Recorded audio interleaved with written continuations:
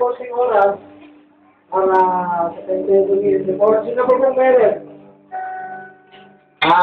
Inaanyayaan ko po kayo na bakisa po sa aking awitin. Ito po ay aking compose ko.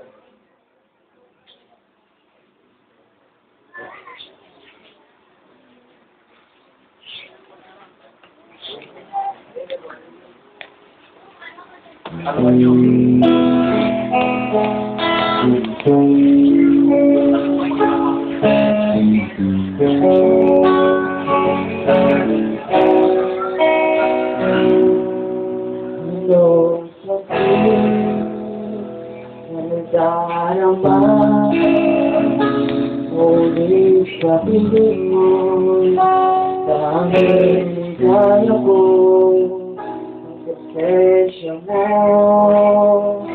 ang laging hanap ko, araw at gabi, kahit sa aking gabi, saan man mapunta, ikaw ay nadarama. Yung magkakalay, talagang hindi mawawala.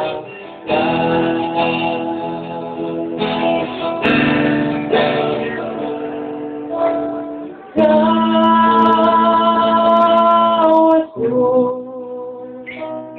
ang pag-asa ng bawat araw mo, kaya sa'yo inaalay ang buhay dito.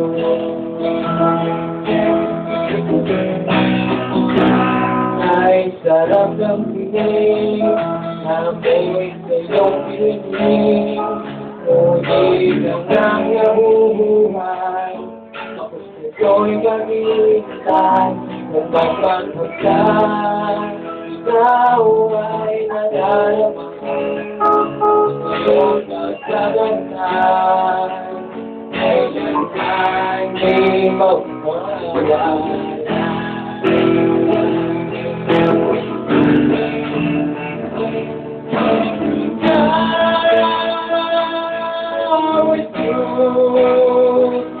Ang pag-asa ng bawat araw mo, kaya sa'yo inaalay ang buhay kong ito.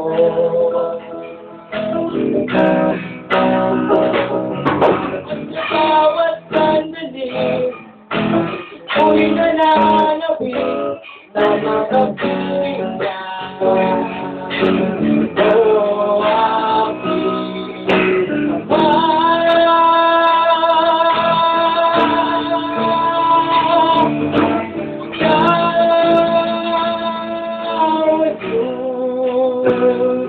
Ang pagkaka ng bawat araw mo, kaya sa'yo inaalay ang buhay ko ito. Kaya sa'yo inaalay ang buhay ko.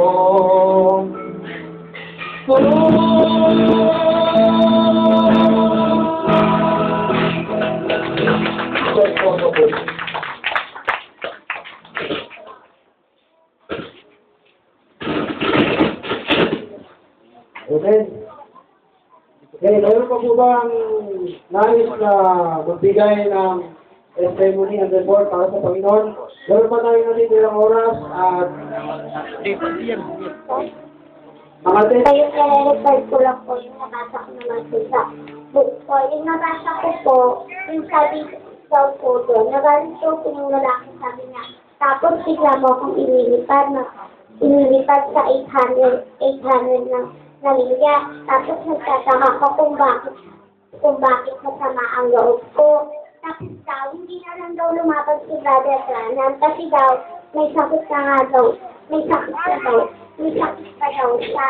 Tapos daw, pinapatuloy niya na lang nga daw yung paglalakbay para maanalangan sa may mga sakit. Ayun lang po. Magandang umaga po sa lahat. Nagpapasalamat po ako sa Diyos sa umagang ito na kung saan ay nagkasama-sama po tayo sa umagang ito pamagitan ng ating Panginoon. Mayroon po akong sabi po sa booklet, sabi po, lahat daw ng puno na nagmula sa babae ay namamatay. Dahil gawa daw ng babae. At dahil daw po sa babae, ay dumating ang kamatayan.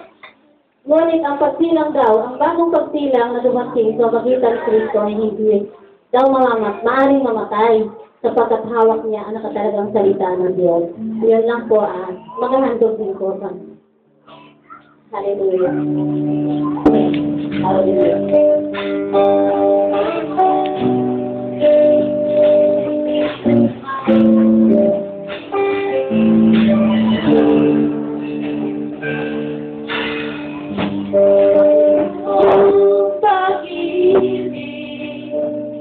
Ay sadyang hindi kayang bayaran